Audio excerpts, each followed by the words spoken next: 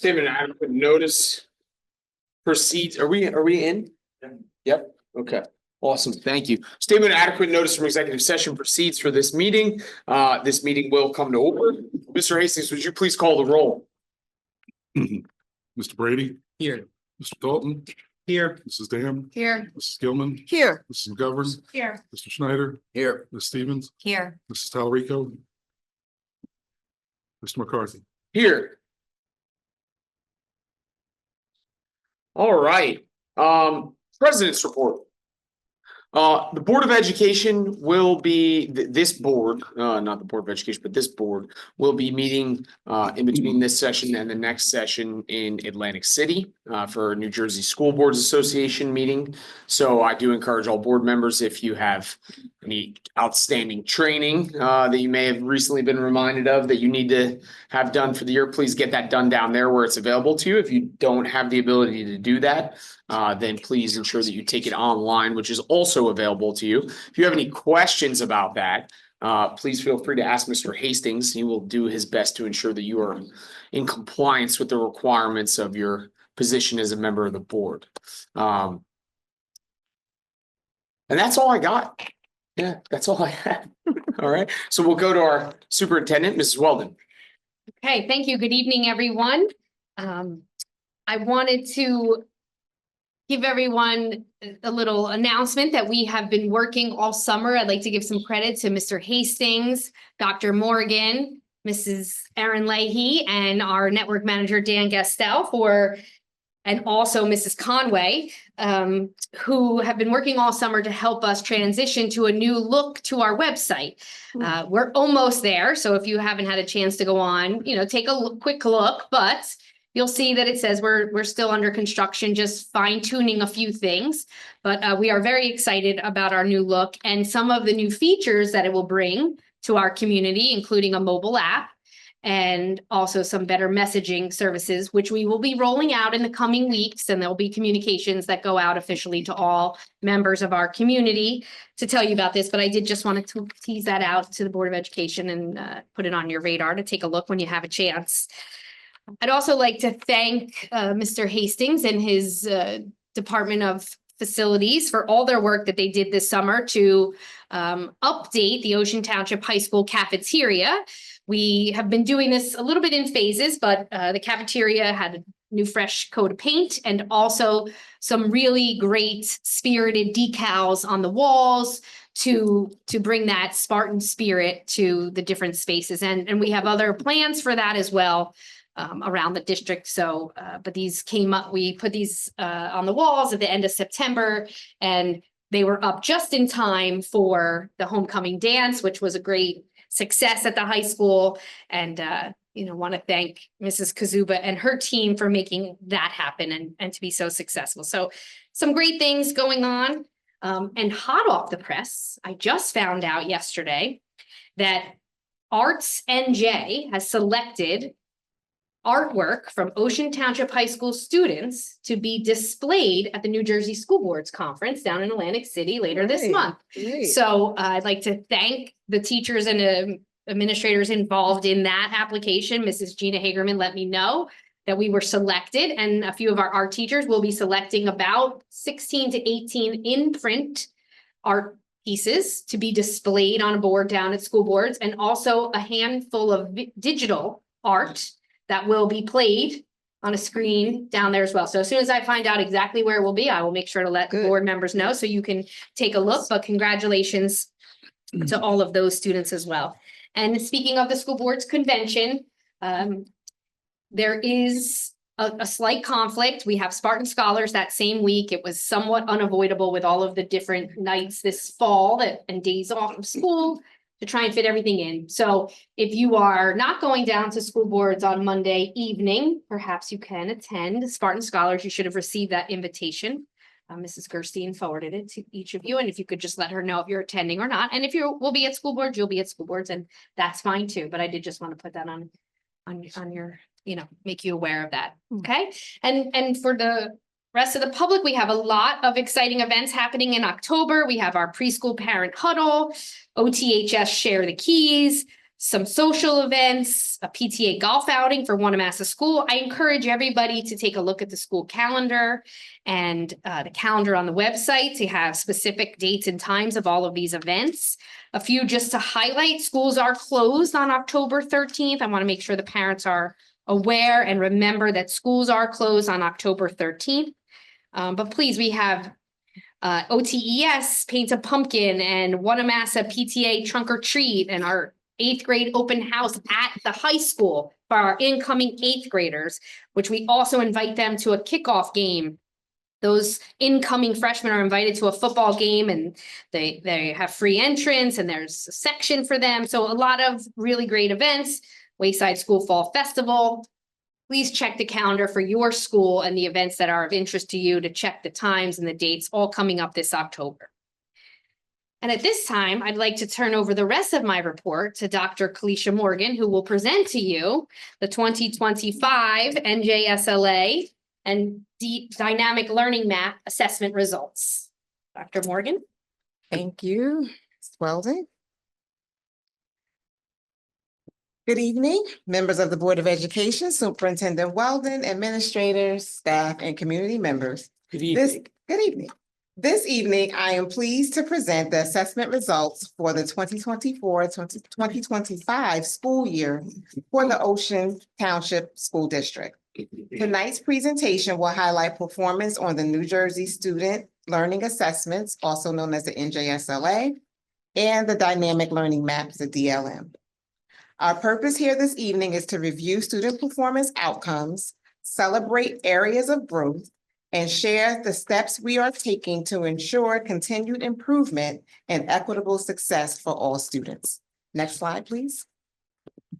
So our agenda for this evening is first the NJSLA results, followed by the Dynamic Learning Map results, areas of celebration, and finally areas of focus and next steps. Next slide, please. Next slide, please. So participation rates for the NJSLA are more than compliance measures. They represent equity and inclusion. When all students participate, we capture a full picture of our instructional impact. High participation means that every student's progress contributes to our data story, allowing us to make informed decisions about curriculum, interventions, and supports. So here are our participation rates for NJSLA. We try to strive around to get to that 95%, and we did it for most of them. And I believe we were at 93% for ELA at the high school. But district-wide, we were at 97%. Next slide, please. Math participation, same thing. Please take note that at the high school, NJSLA is given in the fall and in the spring. So I totaled those amounts and gave us the percentage, and total district-wide was 98%.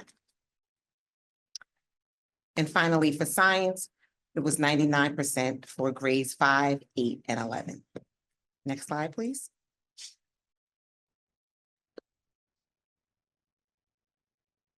The NJSLA assessments measure student achievement in English language arts, mathematics, and science. Scores are reported in performance levels that reflect how well students meet or exceed grade level expectations.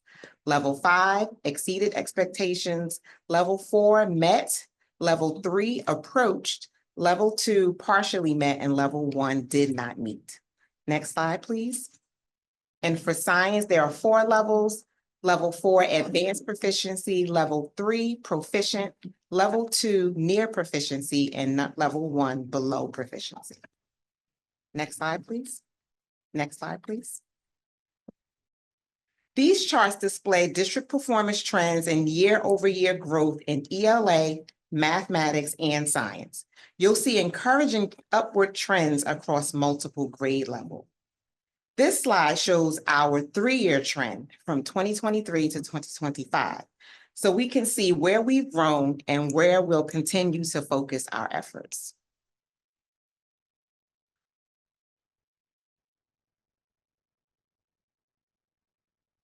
This slide compares Ocean School's performance against New Jersey state averages to show where we excel and where we still have opportunities for growth. And as you can see, we've met or exceeded many state average in many of our areas in ELA, many of our grade levels in ELA.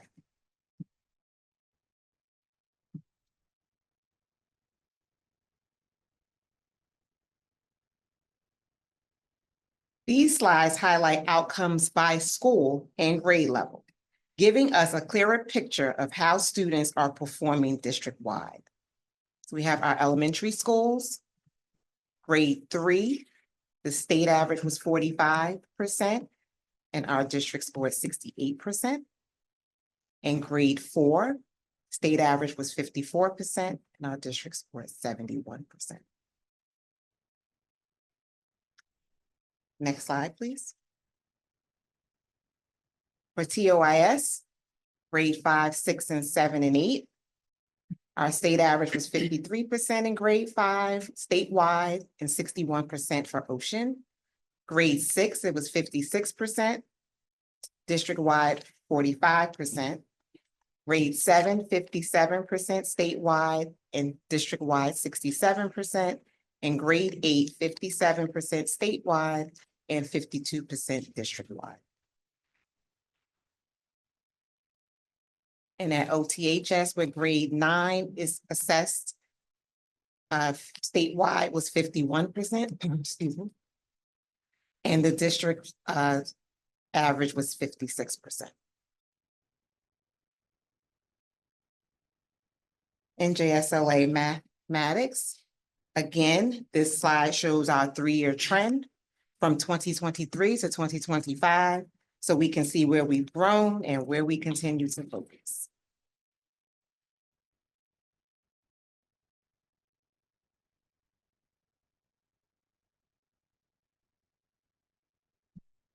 Slide, please.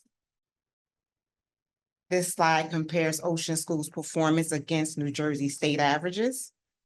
Once again, our Ocean students met or exceeded the New Jersey averages in many of the grade levels.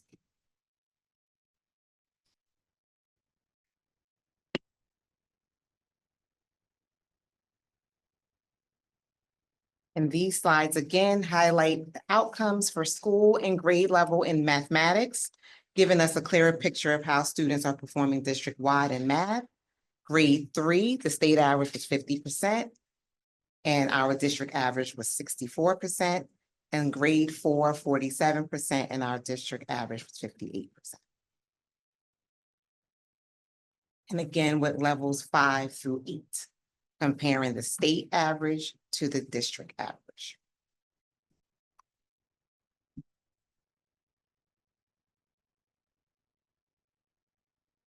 And at TOIS, Algebra 1, we had a total of,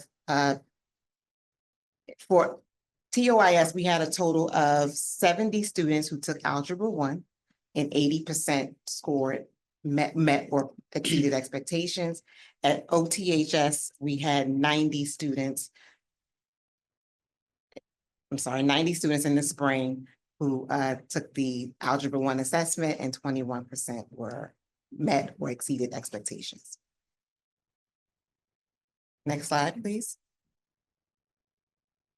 We had, we had 11 students at TOIS who took geometry, and I'm proud to say that 100% met or exceeded expectations. And we had 13 students at OTHS, and 28% met or exceeded expectations. And we did not meet the state average in this area, but we will be working towards that for next year. But we were close at 44% versus 47%.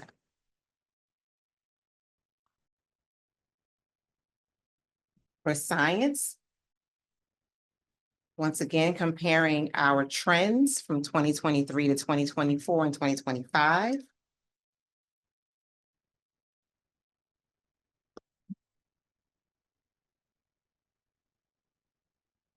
And comparing our state averages to our district averages. And we met the district, we beat the state average in all 3 grade levels in science, 5, 8, and 11.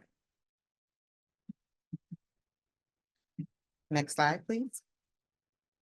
So now we're going to talk about our subgroup performance.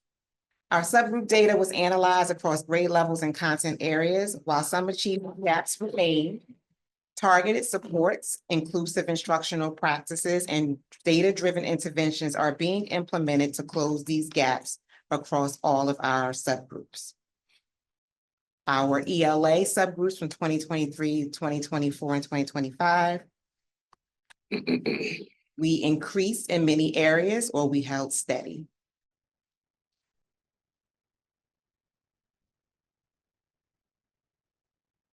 For math, we increased in many areas and our total population increased.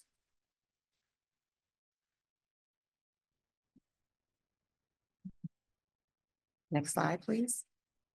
And for science, we also increased in many areas and our total population increased for our school district.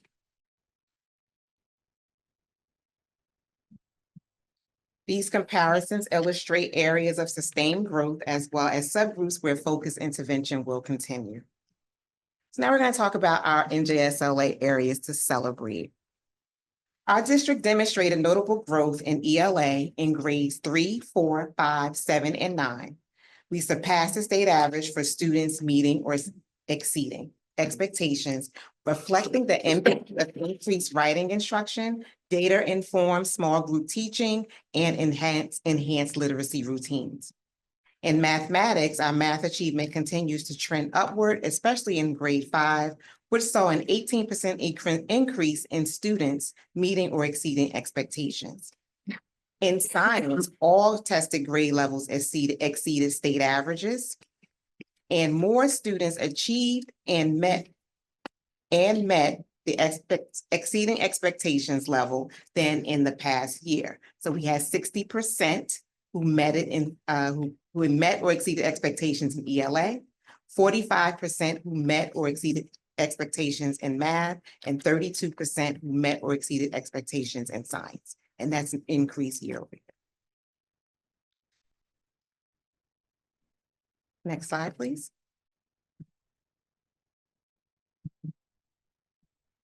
So where are our areas of focus? We will continue to use evidence-based instructional practices, implement targeted small group interventions, and continue professional development on inclusive strategies, scaffolds, and culturally responsive practices. We implemented high-impact targeted tutoring at the elementary level for the past 2 years, and we are now looking to duplicate this success at our middle school level. Next slide, please. Next slide, please. So using Linkit, administrative teams analyze student performance data and guided teachers in reviewing their own results. Teachers identified key levels of improvement, key areas for improvement, and created targeted action plans to address student needs. This data-driven approach informs professional development, curriculum decisions, and the design of intervention services. Next slide, please. So our ELA next steps for grades K through 5 is to focus areas include in strengthening instructional practices through structured writing routines, maximizing learning during the you-do phase of the lessons, and fostering collaborative discussion around grade level texts. Teachers will receive coaching on developing language objectives to support our multilingual learners and will incorporate culturally relevant multimodal texts that reflect their students' diverse backgrounds. The continued implementation of inclusive instructional strategies remains a key priority to ensure all students are supported and engaged. For ELA next steps for 6 through 12, we will continue implementing inclusive instructional strategies by incorporating sheltered English instruction to support our multilingual learners. Teachers will model writing through shared and guided practice and use flexible grouping and conferencing to deliver individual feedback that meets each student's needs. Our math next steps for K-5 instruction will emphasize the you-do stage to promote independent skill application, knowledge transfer, and mastery. Teachers will set clear expectations, provide scaffolds with gradual release of support, and use accountability measures and formative checks to monitor progress. Professional development will focus on inclusive strategies, scaffolding techniques, and culturally sustaining pedagogy. Math next steps for 6 through 12.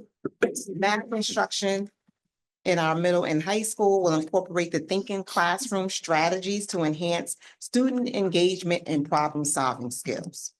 Teachers will structure meaningful math discourse, use random grouping, and emphasize open-ended problems and multiple solution pathways.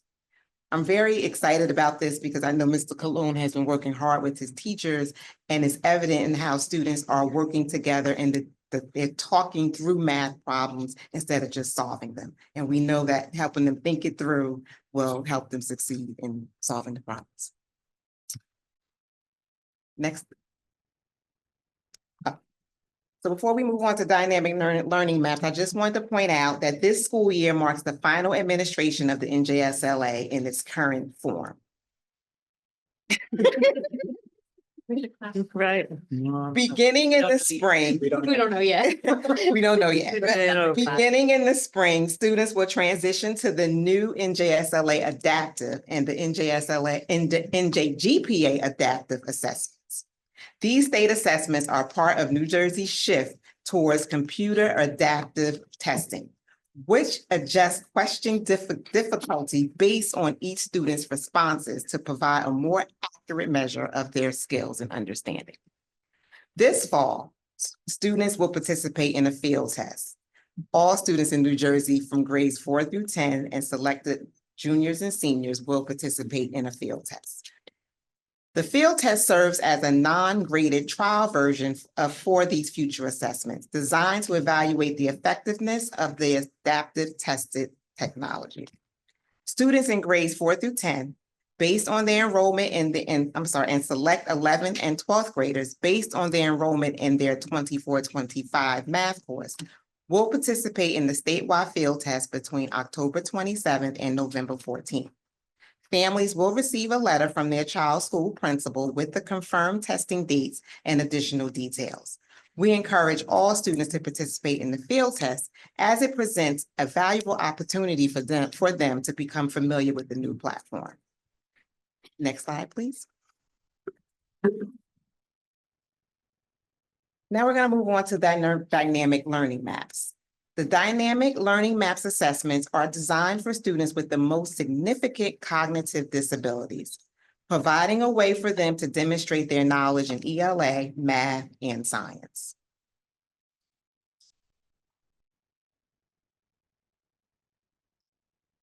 Student performance is measured across 4 levels of proficiency: emerging, approaching the target, at target, and advanced.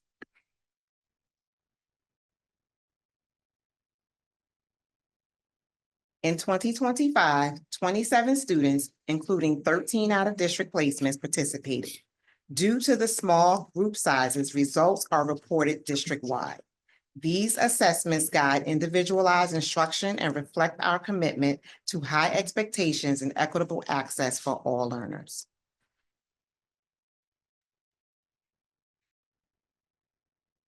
Can you go back to the other slide, Marianne? I'm sorry. So every grade had fewer than 10 students, therefore we cannot report the scores by grade level. And this graph shows the district-wide performance. Next slide, please. You can see where our students fell: emerging, approaching, at target. We have 4% who were advanced.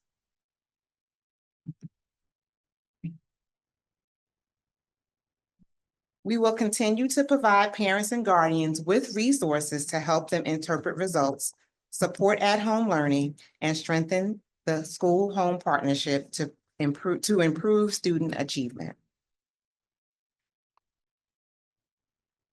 And in conclusion, the 2025 assessment results demonstrate meaningful progress across multiple levels. Our instructional shifts, rooted in evidence-based practices, inclusive teaching, and data-informed decision-making, are making a difference. We remain committed to continuous improvement, ensuring that every student in the Township of Ocean is engaged, supported, and prepared for success. Thank you for your continued partnership and support of our schools, students, and staff.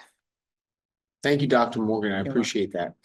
So I would like to open it up to the board. If any of you have any questions for Dr. Morgan.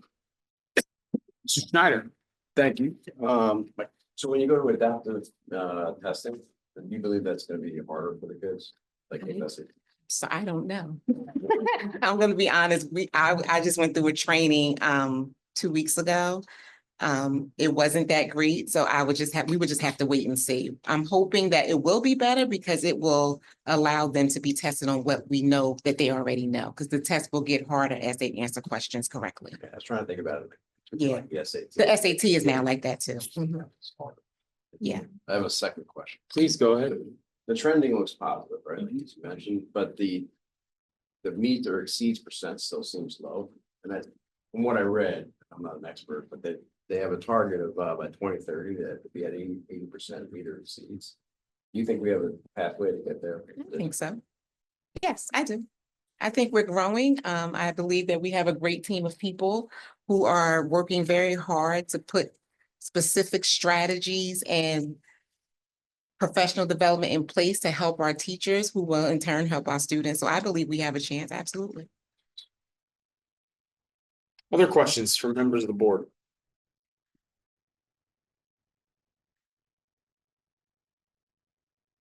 Mrs. Gilman. Dr. Morgan, thank you for your presentation, and I appreciate the upward trending. Just looking at some of our areas in need of improvement, grades 6 and 8 in both ELA and in math.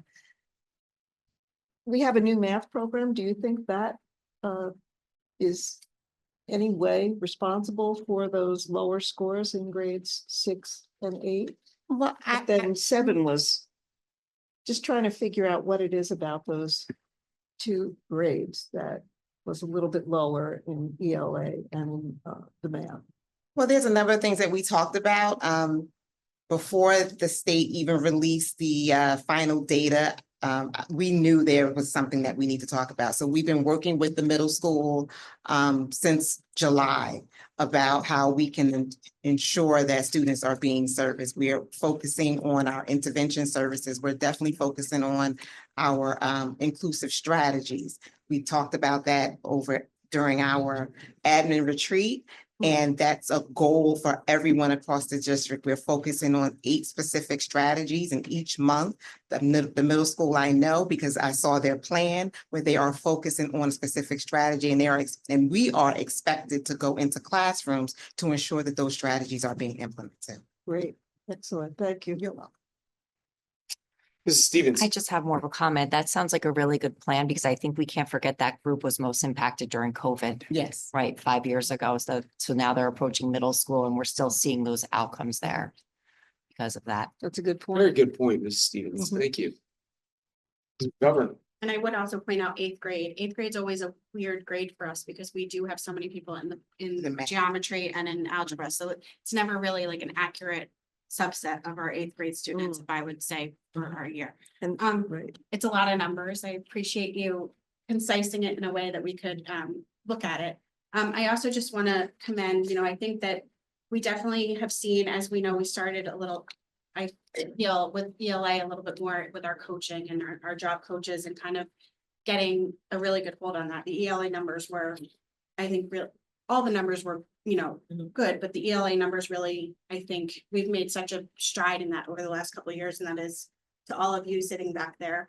And I think math is looking promising. I also think that the pivots that you have done in math don't always show up in these things. The offerings that you have brought, all of you, including you, Ms. Walden, to the high school, but also down to the middle school of just even the summer, enrichment math that kids attended this summer, I think that you're doing a really good job of balancing, giving our high achievers more options to continue their growth and giving our, lower achievers pathways to become a high achiever.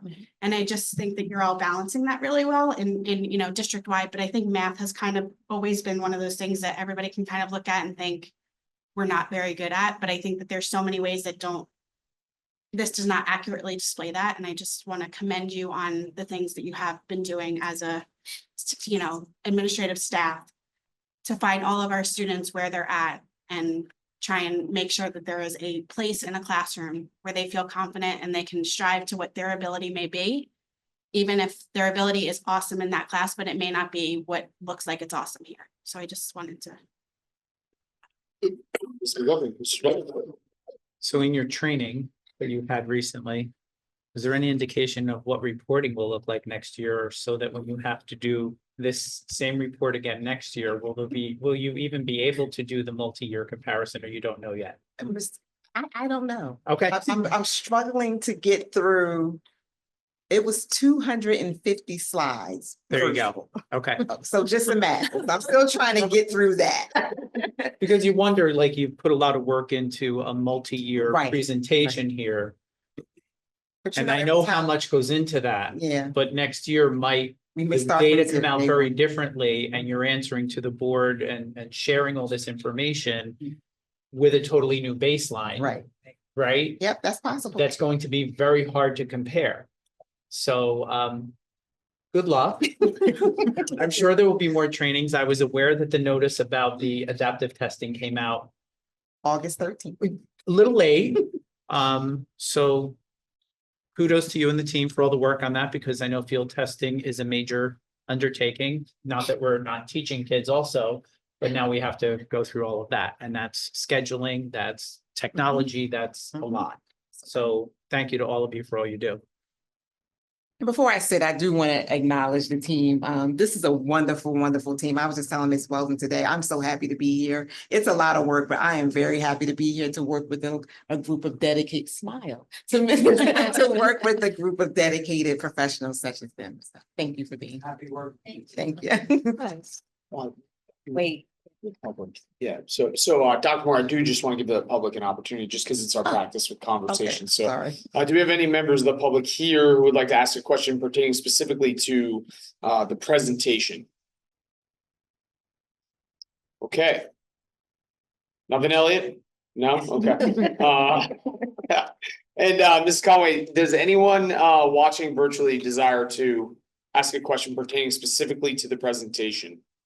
Yes, Mr. President, Alex Hayes, Mrs. please Hayes, go ahead.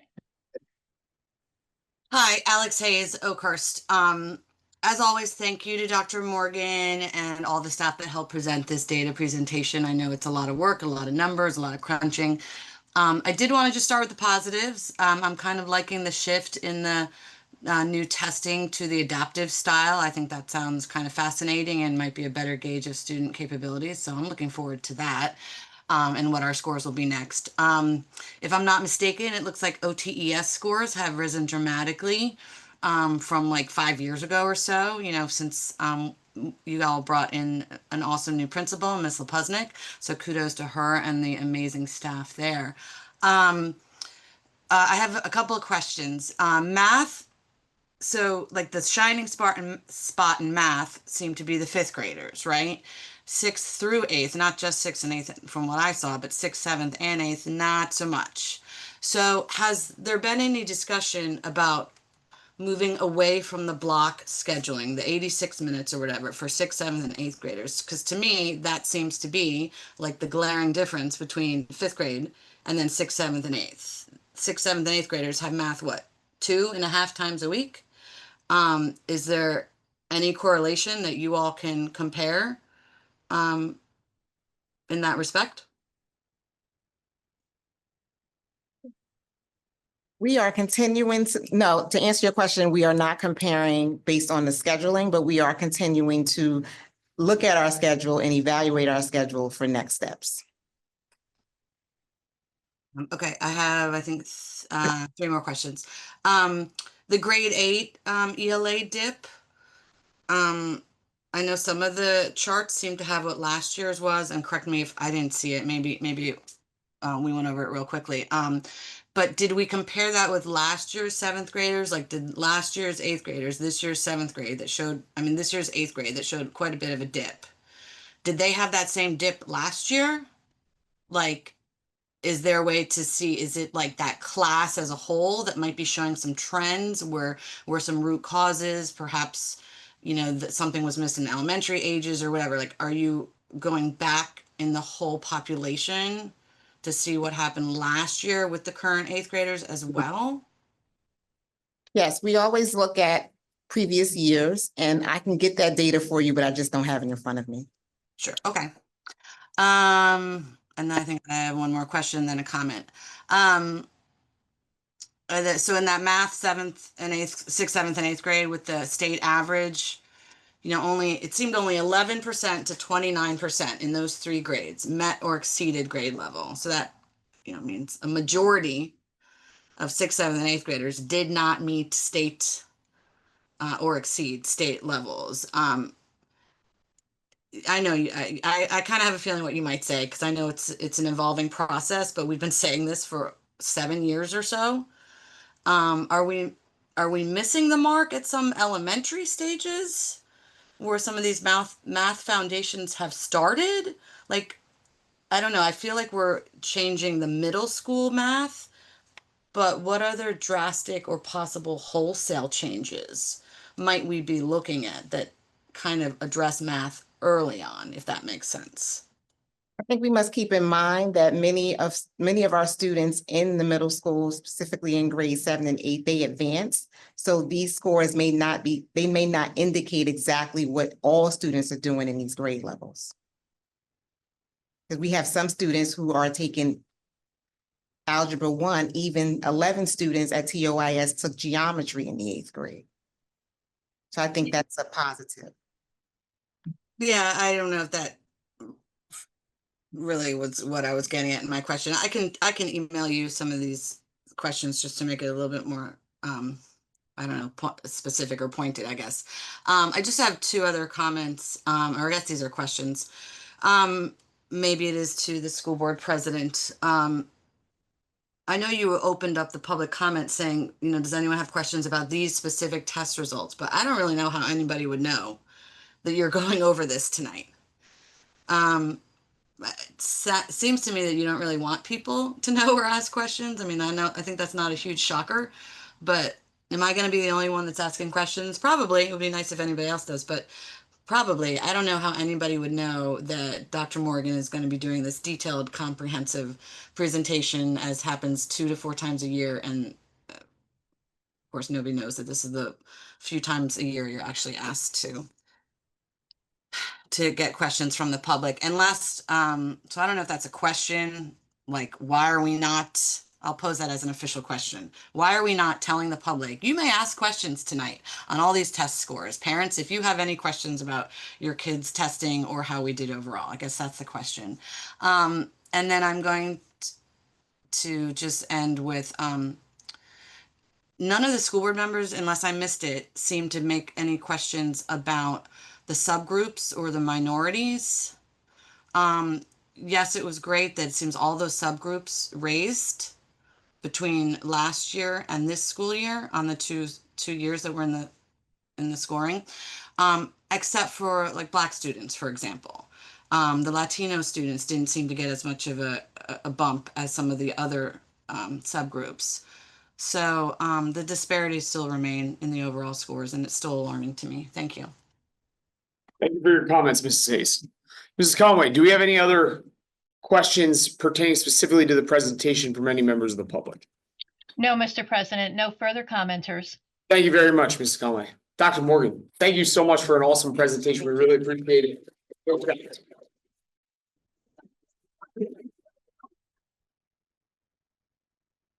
All right. Mr. Hastings, School Business Administrators Report. Thank you, Did Mr. you have anything else? Ms. That Ross? concludes my All right, report, wonderful. Thank you. Mr. President. Mr. Hastings, please. Thank you, sir. Ms. Weldon mentioned upgrades at the high school cafeteria. I would just also note that we invested in new equipment there as well, in addition to TOIS, and are looking at some of the other buildings to upgrade cafeteria equipment. to provide better meals and different cooking processes for our students. We are planning and continue to plan projects going forward. Believe it or not, we're starting to look at the 2027 budget. But in keeping with projects that are continuing, if you have been by Wanamassa or Wayside, you'll note expanded preschool playgrounds that have been installed. I believe we're waiting for fencing over at Wanamassa, but the install is complete there in terms of the ground materials, the rubberized materials, and the equipment itself. And we're also now upgrading some of our transportation fueling equipment and conducting some testing there as well. So we continue to look at things and are continuing to move projects forward and are looking forward to our 2027 budget. As are we all. As are we all, Mr. Hastings. Thank you very much. Public comment. Board of Education recognizes the value of public comment on educational issues and the importance of allowing members of the public to express themselves on school matters of community interest. Public comment is not a question and answer session. Specific questions can be directed to the administration. The superintendent's contact information is up here on the dais, and her email is available on our brand new, beautiful district website. So we encourage you to contact her with any questions that you may have. Public participation will be governed by the following rules. Each statement made by a participant shall be limited to 5 minutes in duration. No participant may speak more than once on the same topic until all others who wish to speak on that topic have been heard. The presiding officer may request any person to leave the meeting when that person does not observe reasonable decorum. Would anyone from the public like to comment on any item at this time? All right, Mrs. Conway, do we have any commenters in the queue? Yes, we do, Mr. President. We have Keith Chapman. Please go ahead. Chapman, please go ahead. Good evening, Keith Chapman from Oakhurst. Two questions quickly. The cell phone district policy is for students to take their cell phone, store it in pouches. I know this is very common in many schools, my district as well. Question is will the district cover the cost if the phone is stolen, broken, these things fall off the walls? Who covers that once it's out of the kids' hands? Why aren't we teaching kids more on how to professionally manage their devices and manage their time with them? How many adults have them out? Would you put your phone in a pouch on the exit of a door in that room right now? We're asking kids to do that. And yes, keeping the phones out of the kids' pockets and away is definitely needed. But who pays for it if they are damaged? And do we have a policy in place set for in case that happens? Second, and going back to those scores and what's next, there was nothing really presented that was nothing surprisingly new that we would be improving upon or changing in terms of how to address it. Nothing overwhelming. It's the same stuff. And I don't know if that's just the typical approach to what we do as educators or whatever. There's only so much that we can do. In the last 10 years or 15, 25 years from 2000, there's been 5 major changes in assessments. 5 major changes. I don't see how you can really compare what the 9th graders right now did versus what they did 9 years ago, because it's so difficult. And now we change again, surprise, surprise. That is, I think it's just a difficult position that we are all in. Thank you. Have a good night. Thank you for your comments, Mr. Chapman. Ms. Conway, do we have any other commenters in the queue? Yes, President McCarthy. Alex Hayes. Please go ahead. Good. Hi, Alex Hayes from Oakhurst. I'd like to echo what Ms. Weldon said about the website. I think it looks so much better. I'm super excited that it seems to be much more mobile friendly. The last upgrade did not seem to be mobile friendly at all. you mentioned a bunch of teachers and staff helping, so I'm assuming maybe it's internal, or is it a cost to have the website upgrade? Like, did you go out to RFP, or is it like internal folks are upgrading? It looks great, and I can't wait to see when it's done. You mentioned new messaging, so I'm wondering, like, are those new programs, new apps, and what's the cost on that? I'm seeing a lot of my friends in other towns post awesome pictures of their probably 8th graders, I think, being inducted to the National Junior Honor Society. It would be awesome, and I still don't understand why we don't have that at the middle school. I think kids take great pride in that. It would be really awesome if we can look into that. My kid won't even be in 8th grade next year, but it would be nice if we can have that as a further Spartan legacy for the middle schoolers. There was no Wi-Fi at the big nights on campus, like for the TOIS back to school and the high school. Back when I was on the school board, we were told that it basically is just like a switch, that you can flip on and off a switch to get parents to have access. So when I was trying to find my kids' schedules, because of course I didn't screenshot it before I left, it's quite difficult to navigate these foreign buildings because quite to many surprise, not everybody went to Ocean Township High School in this town. There are some of us who don't know these buildings very well, so it would have been really helpful to have Wi-Fi. Also, and I'm actually, that's a question, I should pose it as a question.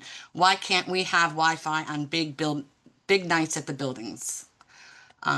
Also, I see 163 Monmouth is on the board goals. This, I guess, is a statement. Good luck ignoring that goal as you have for the last few years. But in all seriousness, if you can sell the building and raise some much needed funds, the taxpayers will definitely thank you.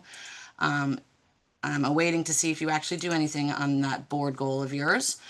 It's been brought to my attention that some people with appointments at the board office have been told to sit outside and wait on the steps because, you know, you have to be buzzed to be brought in. So I'm just wondering, why can't people be let into the building if they have an established appointment? Like, there's plenty of chairs in various hallways at the board building. You don't obviously need to reply right now, but it seems something easily that the Board of Ed can simply, with policy, create. Don't have parents waiting outside when they have a meeting going on inside. Nobody should be waiting half an hour on the steps. I was just wondering what the latest on the Coach Conti possibly renaming, you know, whether it's the Corelli Field, the stadium, or any kind of something or another. I thought when board member Grace Ann Tallarico made a motion, there was a deadline to present options to the board. I thought it was November, so I'm curious, will that be on the agenda next month? That's a question mark. Let's see. 2 more things. I was checking on the publicly available court records for that lawsuit that the former employee is suing the school district, Irene Gilman, and the previous superintendent, Dr. Stefankowitz, for like the illegal firing that she alleges. The district was ordered by the judge to stop delaying and to respond and to actually respond to the interrogatories. So my comment is, I hope that this is not still happening. I hope you all are following through with the judge's orders. And I hope that case comes to a resolution soon.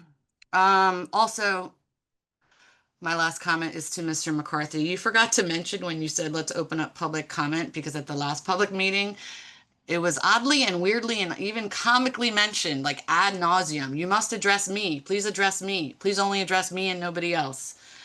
So you forgot to mention that at the beginning. But I'm semi-kidding.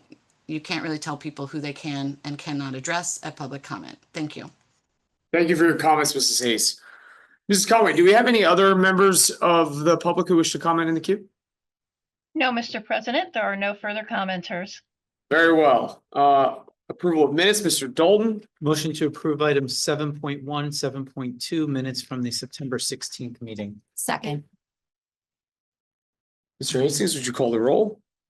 This is 7.1 and 2, Mr. Brady, Yes. Mr. Dalton, Yes. Mrs. Dam, Yes. Mrs. Gilman. Yes. Mrs. McGovern, Yes. Mr. Schneider, Yes. Ms. Stevens. Yes. Ms. Tallarico. Mr. McCarthy, Yes. motion carries. Personnel, Mrs. McGovern. Move to approve items 8.1 through 8.18. May I have a second? Second. Mr. Hastings, would you call the roll, sir? This is 8-1 through 8-18. Mr. Brady, Yes. Mr. Dalton, Yes. Mrs. Dam, Yes. Mrs. Gilman, Abstain from 8.5 head wrestling and abstain from 8.6, yes to all. thank you. Ms. McGovern, Yes. Mr. Schneider. Yes. Ms. Stevens, Yes. Mr. McCarthy, Yes. motion carries. If I may interrupt just briefly, I'd like to congratulate Miss Di Matos, who's here with us this evening, who's going to be joining us in our Department of Facilities. And also to Mrs. Erin Leahy, who is moving over into the Supervisor of Special Education for the elementary level. We will be missing her in the tech world. I'm very happy for her.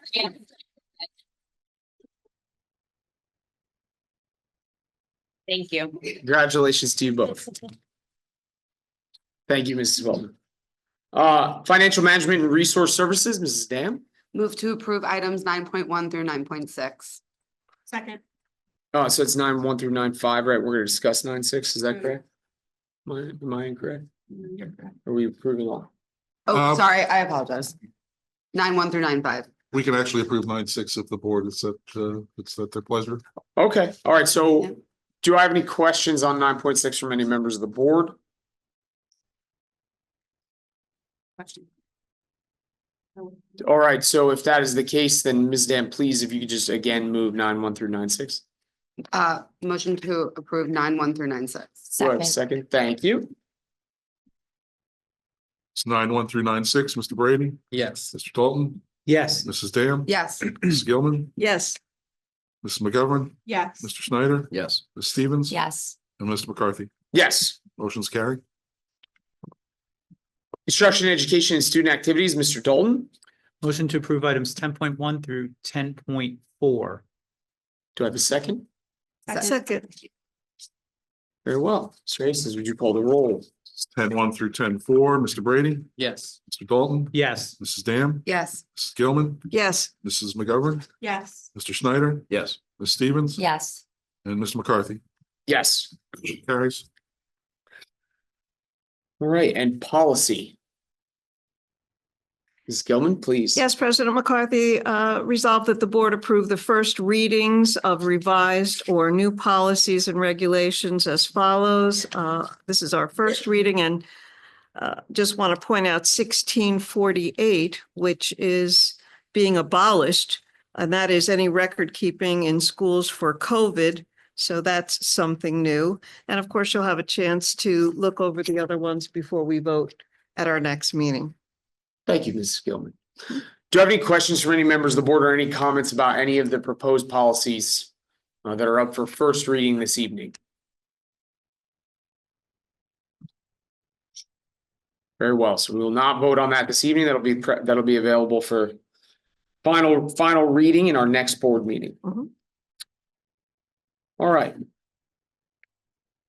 Board goals. So I'm just gonna bring this one to the floor. I apologize, Mrs. Dam. But with that, I do believe that we have some discussion and I think Mr. Schneider had wanted to propose a few changes, so. Yeah, so related to board goal 2, I was bringing it up for discussion, Mr. McCarthy, my proposal. I apologize for getting it late. Here we are, we're about to vote on these, so. I just thought might make sense for us to have a more broader board goal related to number 2, so. As I would suggest, I would make it to foster and maintain an inclusive and respectful district culture, period. I'm gonna read it slow because it's a little bit long, so I don't wanna have to constantly read it. Goes on to say the board commits to creating, adopting and enforcing policies that A, clearly prohibit hate speech, harassment, or discrimination in any form. B, establish clear standards for employee conduct and speech and postings in both while using district resources, including private social media. And C, ensure a fair, transparent process for investigating alleged misconduct with appropriate consequences that are consistent with district, state, and federal law. Thank you, Mr. Schneider, for bringing that to the board's attention. So we have a proposed change to our board goals that the board can consider and choose to discuss at this time, right? So we don't have an official motion on the floor. There's just discussion from the board. Ms. McGovern, did you want to start? Yeah, I would just say that, I think what you proposed might already be in policy. It is. And I think that it doesn't include what I thought the intention of goal number 2 was. I would think it was more about an inclusive district culture for all of our students, no matter what their, to make our community more inclusive, not so much about, I think that's bringing maybe current events of the world into a board goal, and I think this is more about our district. That's my opinion on it. Do I have any other comments from any other members of the board? Mrs. Gilman? I would agree that several of the things that you mentioned are already in our policies as far as behaviors and respect and consequences of. Actually, I know that they're in our policy. And I know that when I was president, one of the things that was discussed in instruction mandating how to conduct was to make sure that the goals were concise so that they're broader in terms. I know you wanted to drill down into certain areas that you mentioned there, but again, I think that we've already included them. And like Mrs. McGovern, I think that strengthening, fostering and strengthening an inclusive district culture kind of incorporates what we expect for our students, especially those who enter, and may not feel that their place is being recognized. Just my comments about your suggestions. I like the word foster. Do I have any other members of the board who wish to comment on what has been proposed at this time? I would just say I agree with both comments. I would suggest that we could add support programs and efforts that continue to strengthen inclusive district culture for our students and possibly staff to that, so that it keeps it concise that it is about the kids, even if we just leave it. I think it's our staff should be included in that as well. Mr. Dalton? Yeah, I would agree and also think about the testing presentation that we just had, right? So when we think about all the work we do in curriculum and instruction as a district, when we think about the other goals that we have about how, we look at increasing our communication within the community, this goal to me focused on the instructional programs, the professional development programs for our staff. And we've had other presentations related to our multilingual language learners and programs that the district has offered to engage and connect with different segments of our community. So that's how I was reading this goal. So I'm trying to think of how that all melds together. Ms. McGovern? But I would say, the reason I like how broad it is because my inclusive district culture was more around, in my head, was more around also after school and during, different things like that. So I think that having it broad is giving it to our great staff to say, okay, in your department, what can you do to make it more inclusive? And this, that's what so I think it's good to have it kind of broad so that it's across every realm that it can be, that we want every Spartan that walks in the front door to feel like they have a place, and they not just a place when they walk in the door and when they leave at 2:00. You know what I'm saying? High school, right? Like you walk in at 7:30, you leave at 1:55. You have a place there. Guess what? You also have a place at 1:56 to go somewhere else in the building, or you have a place to come back for the homecoming dance, or you have a place to come to, different things on the Maya Cup tonight. You have a place to do different things. And that's for every district, right? You had a lot of little Spartans over at Maya Cup. You just want everybody, we want to foster the Spartan world through this town that is a place of love and a place that every child can feel that they walk in a door and they have somebody in that building and somebody outside of that building on any given day, any given Sunday to be have a place. And that's how, so I love that you're reading it one way, I'm reading it another way, but it's all about inclusion over the entire world that they may be a part of. And if I may add, when I read inclusive, my mind as the educator that in my experience also focuses on programs around special education are preschool to postgraduate, right? So, that term for those of us that have worked in the special education world is also how are we creating opportunities for many children who may not be involved in the typical after-school activities, but are involved in after-school activities or maybe with us until they're 21 years old. So, programs and inclusive, when I see, I'm thinking of all that you've mentioned and, everything we've talked about being all of it. So I had some comments in the con, any comments in the pro for modifying the policy? Sorry, modifying the goal. Very well. Do I have a motion to approve the goals as they are written in the agenda? I'll motion to approve the goals as they are written in the agenda. Do I have a second? I second that. Second. Mr. Aces, would you please call the roll? This is for item 12.1 without any adjustments. Mr. Brady, Yes. Mr. Dalton, Yes. Mrs. Dan, Yes. Mrs. Gilman. Yes, Mrs. McGovern, Yes. Mr. Schneider, Yes, with no for number two. I'm sorry, with no for Number two. number 2. Thank you. Ms. Stevens, Yes. Mr. McCarthy, Yes, motion carries. thank you. Old business. Do I have any old business from any members of the board? Am I missing something? You're giving me a look. No, I have old business. Oh, If the board- wonderful. Once the board has their Wonderful. chance. Does to the have- board have any old business that they would like to comment on? Very well, Mrs. Weldon. Okay. A few months back, the board did give us a directive to bring together some ideas to honor Coach Conti. And I have some information to share in that regard. I did just want to we have some new board members, so I did want to just give a little overview, at least from my perspective on this journey to honor this great coach and teacher and administrator that worked in our district for many, many years.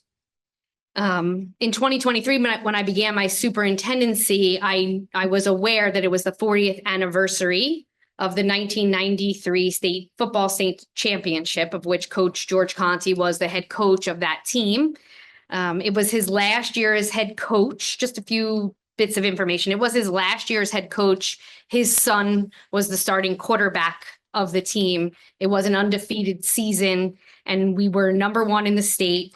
And we beat Long Branch, which has long been a friendly rivalry of ours, right here at home in Spartan Stadium. And it was, an unbelievable time in our school. And certainly Coach Conti I've often been known to say there probably could not be a Spartan legacy, a hashtag Spartan legacy, without Big Red Country before it. And Coach Conti certainly deserves the recognition for coining that. I think he came into Ocean at a time when morale was low and spirit was low, and helped build a school community around the concept of this is Big Red Country and we are the Big Red. And certainly the people who played for him could do a better job of explaining what that felt like than I can. But from the outside, certainly anyone in the community knew about it. And I felt when I became the principal of the high school, it was at a time, it was 2010, and it was at a time where educator morale was very low. There were a lot of changes in the state at the time. So teacher morale was low, student spirit was low, and our community needed a touchstone to rally around. And at that time, there came the Spartan Legacy hashtag. But it doesn't happen without some history of tradition and parents who lived through the Big Red tradition time wanting their children who were now Spartans to feel something similar. And I think it became as popular as it is today because of what we built it upon. And those that came before us, which I always think is very important as a community, that you remember those who came before you and helped build the community that we have. Okay, so I did believe it was important to recognize Coach Conti in some way at that time. While we were working through what that should be, we made many announcements at football games, during timeouts and half times. We posted things on our social media, and I knew that we were going to nominate Coach Conti for the Alumni Hall of Fame. He was already an inductee in our Athletic Hall of Fame, but our Alumni Hall of Fame was fairly new, and this was to recognize both alumni and staff who had a major contribution to our school. So we did later that year induct him into the Hall of Fame. I also knew about a group of former players that were putting together an event to honor Coach Conti, and they held that event in Asbury Park that school year. And I went and spoke at the event on behalf of the school district to honor him as well. I began investigating what could we name here at school in his honor. And I was in touch with the group of people who were putting on this benefit. A few of them were here a few months back to speak, so you got to meet them. Dr. Manilakakis was somewhat of a leader of that group at the time. And we talked a little bit about naming something, and I thought that the weight room might be a good solution, a good place. Coach Conti was often seen in the weight room in his time here. If it wasn't on the football field, it was also in the weight room, and I thought that might be a nice place to honor him and put his name on the wall. But I think the group wanted something bigger. I think they wanted the field or the stadium, and we already had a name on our field. So I did at the time consult with the then board attorney, Mr. Taylor, about naming something larger, because I couldn't find any history of how we've ever named anything large in our district. We have Al Corelli Fields, and we have Wayne Walton Gym, and we don't have a policy for naming facilities. So I was not a student at that time. I don't know what happened. I've been told third hand that both of those individuals died somewhat unexpectedly on the younger side, and these facilities were named sort of impulsively right after in their honor, and we honor them still to this day in many different ways, awards and scholarships, things like that. But we didn't have a policy.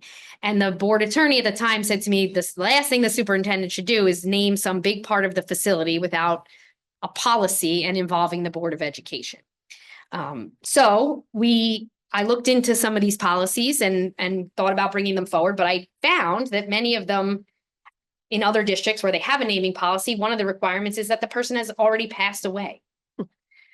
So that's sort of where that pathway ended. And then other things came up, and I was talking with Dr. Manilakakis, and we were having conversations here and there, but I did not move it forward at that point. Okay, so that's sort of the history. Then you saw the gentleman that came to speak on Coach Conti's behalf. So we've discussed a few, I've consulted with Mr. Hastings on this, a few different ideas. Of course, the weight room remains a possibility. We also are in the process of replacing some of the large trailers that are on the sort of angled on the fields. And if you've ever been out to our fields, you see that they say Big Red Country. So those will be newer. We are talking about what color they will be, what will they say. It is possible that we could pay some tribute to Coach Conti. We could rename the trailer Coach Conti's Big Red Country. Certainly that was his concept, and that would be out there on the field for all to see at almost any athletic event. It was brought up here as a suggestion from someone in the public about a statue, or I even like the idea of a red rock.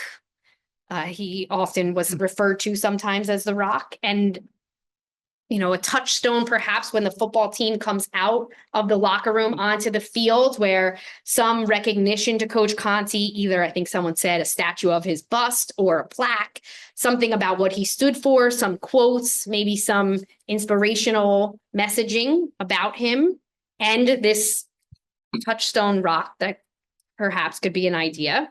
Or we can move forward with a naming policy if that's the direction the board wants to go, and then consider renaming a larger facility, part of our facility after Coach Conti.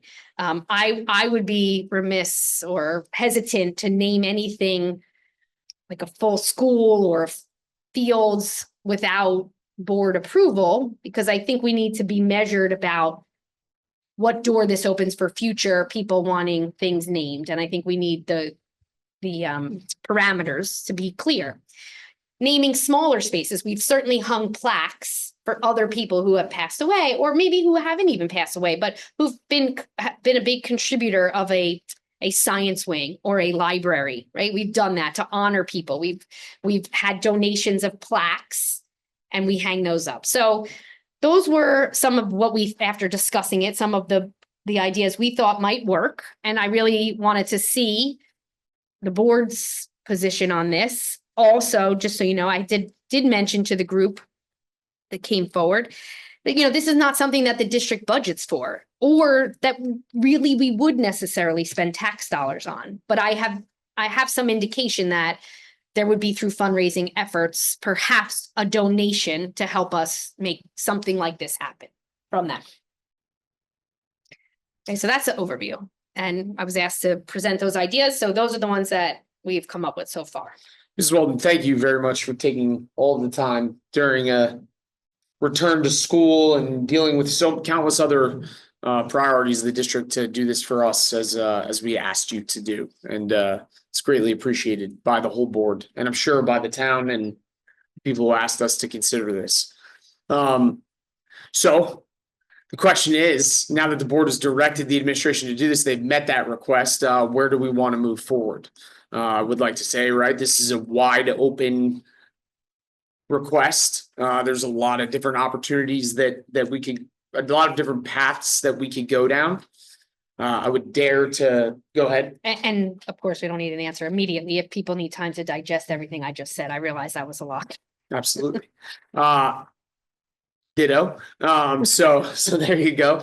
But if I, as the chair, right, I'm supposed to try to sort of bring debate into a center area and focus the board, right? We have 9 people here, so 8 present. So I think the paths that you should consider, agnostic of this situation, is, do we develop a policy that we do not have as a board to name schools, fields, etc., and then potentially consider, and that policy should not be developed considering this scenario, right? That should be this is our policy. We would do this regardless of whether or not it would support the individual in question, right? That is the question.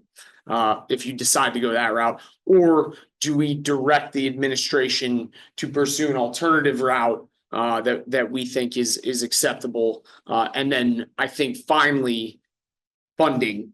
Do we desire to utilize school budgets to fund this, or do we ask that the public, who has kind of had a bit of a public outcry, if you will, for this, facilitate said funding?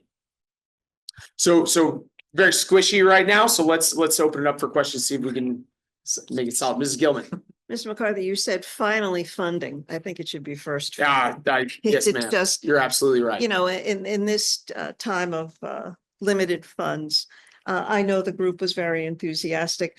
You gave a few alternatives. It might be helpful if we saw the cost of those options.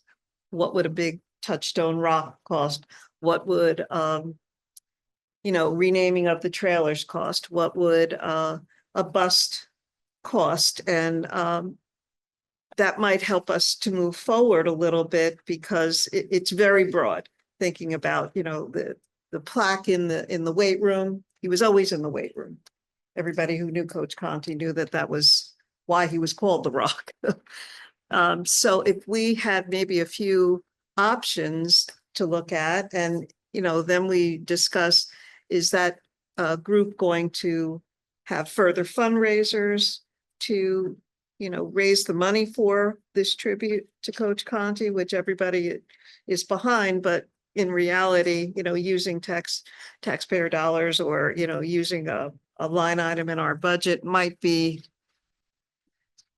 prohibitive. Mrs. Dam? I just, first of all, thank you for the history lesson. I'm not from Ocean Township, so I appreciate all of that.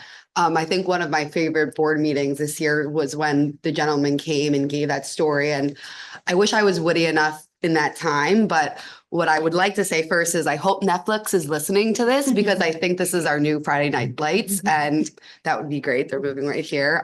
It's a really, really great story. Being a student, yeah, right? I've been thinking about this a lot. Being a student athlete myself, I think celebrating coaches that changes people's lives the way that he clearly did deserves the love and the intention and to have a lot of thought put into this. Also, I came from Fordham where it was the Vince Lombardi Mecca, right? One thing that we had there, which was really fun and maybe a thought, was a victory bell. You ring it when you win, you go back to school. When you're away, you come back, you ring it. It's really fun. It's really great. Maybe just something else to think about. Back to all of the three proposals that you had, I think, you know, in any good invention, any good product, right? You see a void, you should make it. I think that there's a void for a policy. So I think making the policy would be the most prudent thing for us to do and for the future of our school when we have hopefully other great coaches and other great teachers and other great admin that want to be recognized and that they can get their proper recognition for that. The second one, forgot what it was. Path that we want to go down, and then finally financials. Path we don't want to go down. I feel like we have more thought to be put into what option that is. And I think having options in the budget is always a good idea.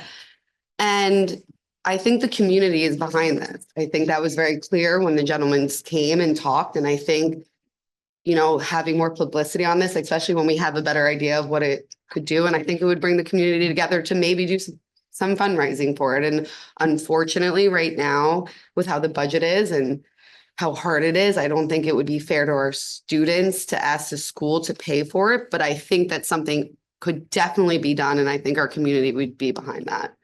So, Thank you, Mrs. Dam. Mr. Dalton? Yeah, I echo what Mrs. Dam said. What I would also say is I had experience in this a number of years ago in developing a policy around this in another school district, and I think that having a policy helps guide us, but also helps guide the public. Most of the policies do indicate a written proposal. I think what was probably absent from many school districts' policies because of time and the way budgets have gone was incurring the costs that are involved. I think that could be something that's mentioned in a policy. There are model policies out there. But I think it gives really good guidance. It would also help our building administrators when someone approaches them about something that they could refer to a policy. I don't think this needs to be a long drawn out development of a policy because there are some models out there. But I fully support it. I think the zealous nature of that group, there'll be a way that it is funded. So I don't doubt that.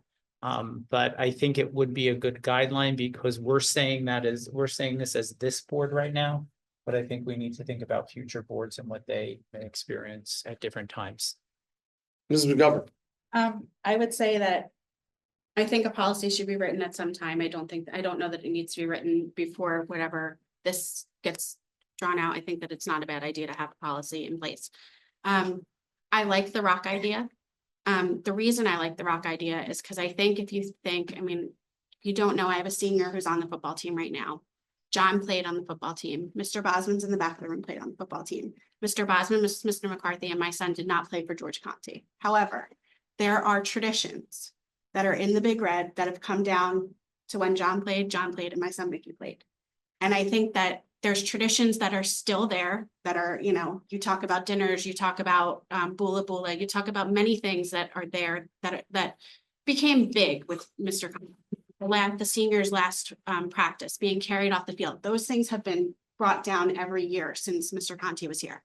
I think if you bring something else like a rock, to a field, that becomes a tradition for football, right? Like the other teams could definitely do it, but we're talking about a football coach. Yes, he was an educator and all these other things, but in the spirit of the people that were here speaking, they're more talking about Mr. Conti as a coach. And I think that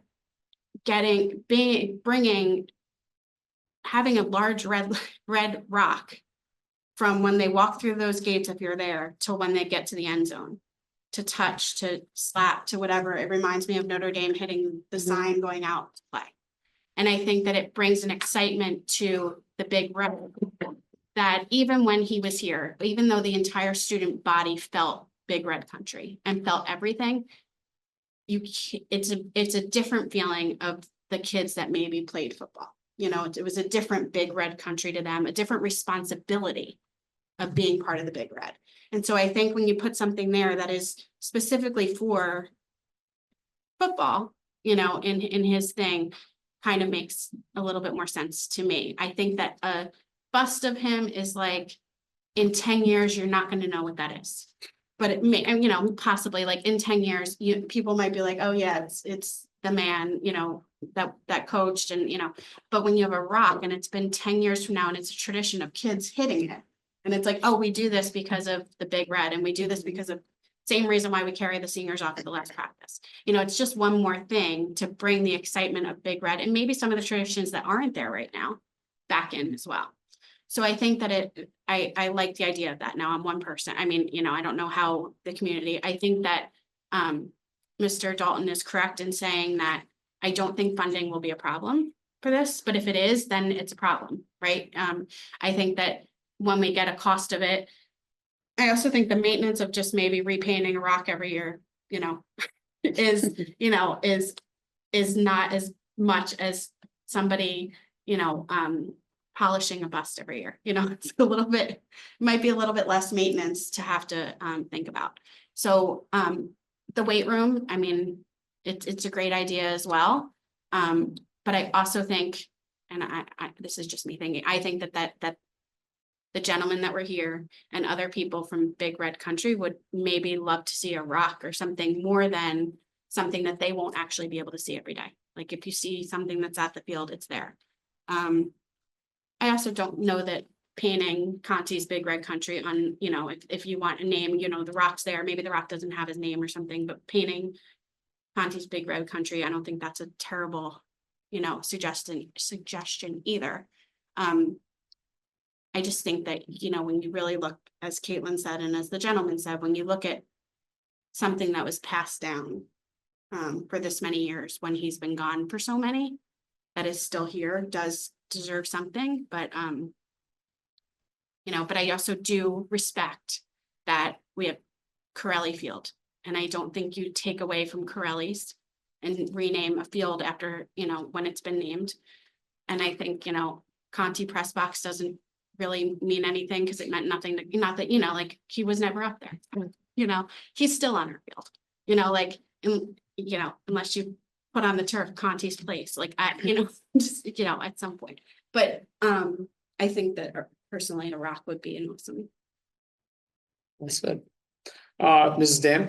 Just to reiterate, I think an interactive type of something for Coach Conti feels, and again, I'm not here, but from the sentiment of what I'm hearing, feels like the appropriate item for him and for the school, and what Ms. Weldon, what you are recreating, and you know, the way that you were talking about Coach Conti, you're also doing that for us well. And I think it's very appropriate that you're bringing back the Spartan legacy so hard and fast in the 3 years that you've been here, that will continue on and grow as well. Mrs. Gilman? I'm not familiar with ringing of the bell, but that also sounded interactive.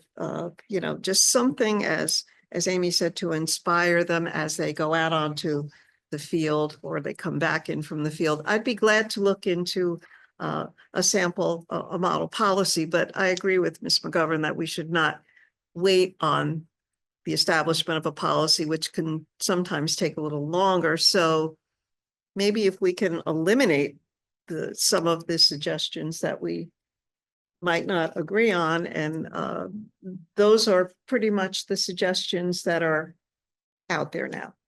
Okay, Well, then we can maybe narrow it down a little. Maybe, if I could, Mr. Schneider, you didn't get to make a comment yet, Yes. so please before. No, I say- just wanted to say, the policy's good. I think we could use this man who has obviously had a major impact on this district, the school district specifically, and it's been evident. And I was at the Hall of Fame when he got in. I listened to the impassioned speeches. I even did some research on my own. He ushered in the red color that we have. I think the policy shouldn't come before him. We should use him as the benchmark to try to create that policy that we want folks to live up to. As it relates to discussing whether he wants this, that, the other thing, I'm reluctant. I would like that to be something that is organic, that comes from the folks that knew him the best. So the Rock sounds great because he was the Rock. It's there. It's football. It's Notre Dame. I get it. But see what the people that were close to him think would be good.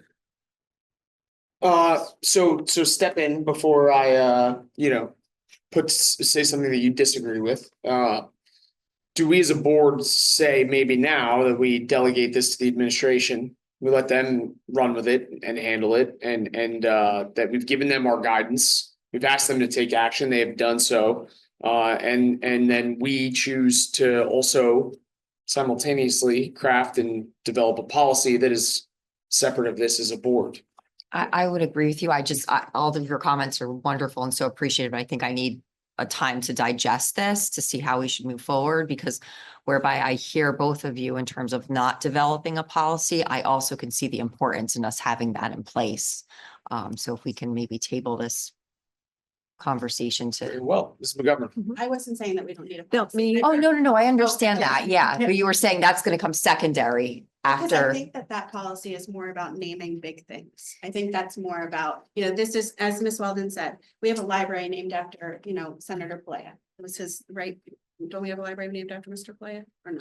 And that's part of it. Yeah. Or one of us. So we have we There's have plaques up places. honoring people, but Yeah. we have not ever renamed a school. It's Wanamassa Elementary School, right? With a plaque honoring someone who had a contribution there. Same thing. Ocean Township School Library with a plaque up honoring someone who had a contribution there. When we write a naming policy, then we would have to be non-discriminatory to anyone who puts in an application that meets the criteria to rename. We would have to be specific. Are we ready to rename Ocean Township High School something else? So I think in writing a policy, we have to be ready. I heard some of the comments. It shouldn't be about Coach Conti, the policy, because it will not be about Coach Conti, whether this board wants it that way or not. It will be forever what this board has allowed in policy to take place when some applicant meets all criteria. And this board needs to know that going in, that you're not creating a policy to honor Coach Conti.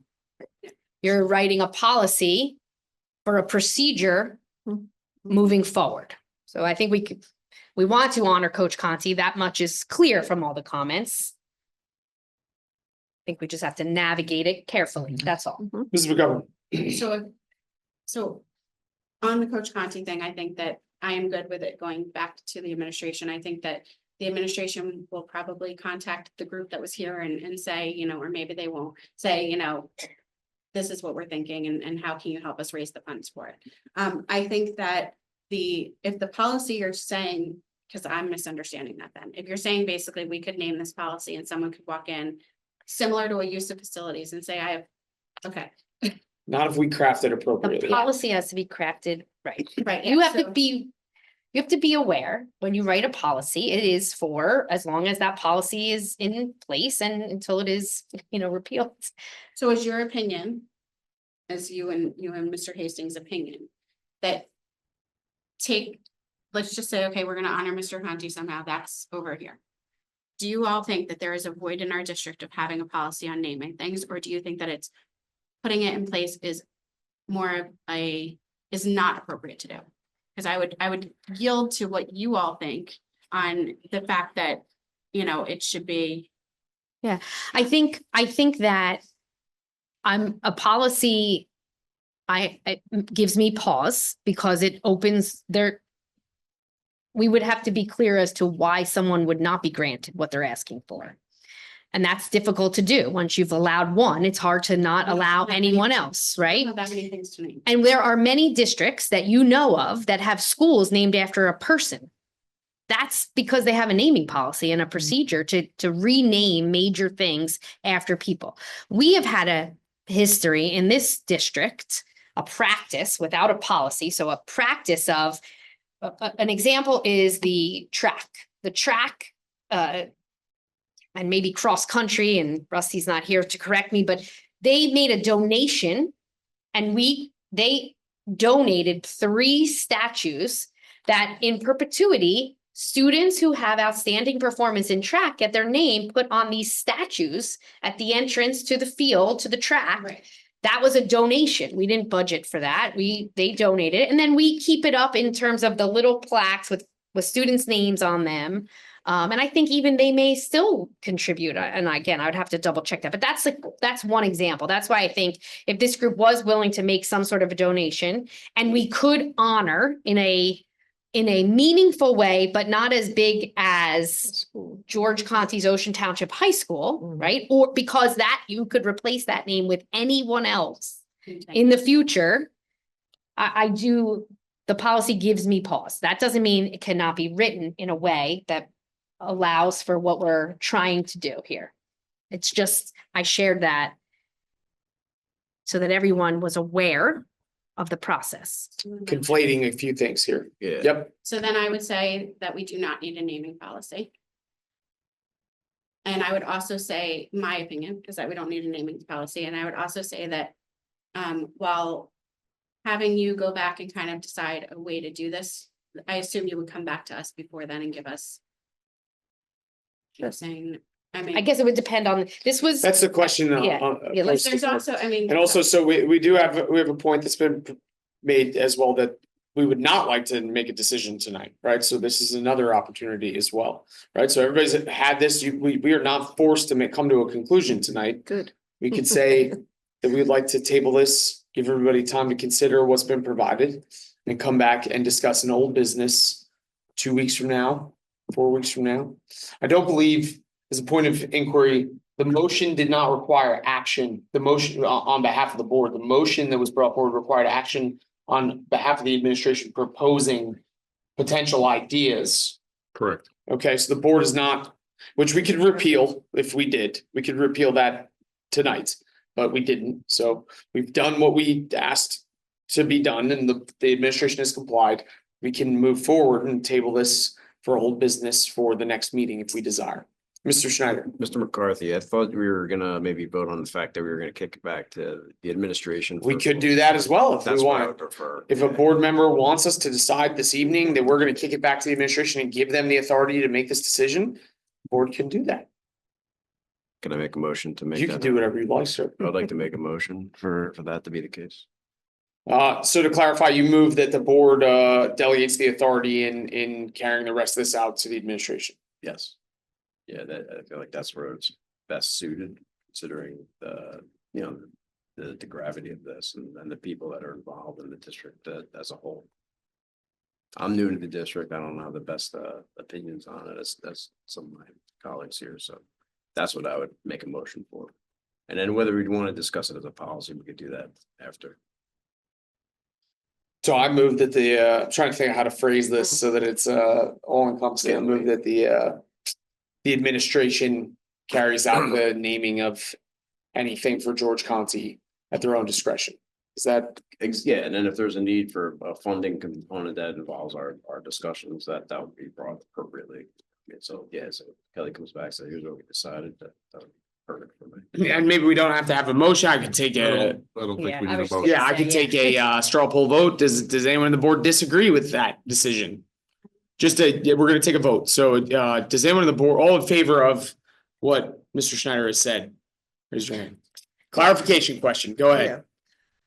The question that is being proposed, what is being asked right now is, are you okay with any naming or activity be delegated back to the So administration? let the administration handle whether it's a rock, a bell. And whatever whether or the not they is. come Okay. back to us again in the future is at their discretion. Okay, understood. All those in favor of doing that, raise your hand. Hmm. Squishy, no, all right, I think that we should table this, right? The board, we Yeah. can't come to a consensus here. I think there's all been great information put up and everybody's had good opinions. I think we should wait until old business. Anyone opposed? Raise your hand if you're opposed to tabling this for now. Hearing no one, very well. Table this and this is what, I think that there was good progress here tonight. I think that we've gotten a lot done. I think it was all good stuff, but we don't have to come to a decision this evening, so very well. Can I ask one question? Please. Related but unrelated. When you showed me around this summer, I love seeing the high school. Is the theater named after anyone? The Black Box, the beautiful dance studio? No. So those places could possibly get. Because those And were, if we also- were following practice, I think we would probably hang a plaque in those spaces in honor of someone who had a contribution there. We wouldn't necessarily name it with the after- person's. But they could. That's in term, we could, if Yeah. if the board decides to develop a naming policy, it can have all of those parameters as you see fit. But I would, as an admin, just for a point of clarification here, and I think it's a good idea for everyone to digest it, I think just making a clear distinction. If we're going to go with past practice of honoring someone with something in terms of a statue, a monument, a rock, something symbolic, a plaque, that's administration. If there's going to be a precedent set for how a facility gets a name, that needs policy and that comes back to the board. So I am happy to pursue the first. Yep. But if we are looking for a name attached to a facility, then based on attorney advice, the board should develop a policy. Crystal clear. Okay, so old business, this is tabled. We'll move on. Do I have any other old business from any members of the board? None. Any new business? From any members of the board? No. I may have a motion to adjourn. Motion. Second. This meeting is adjourned. Thank you.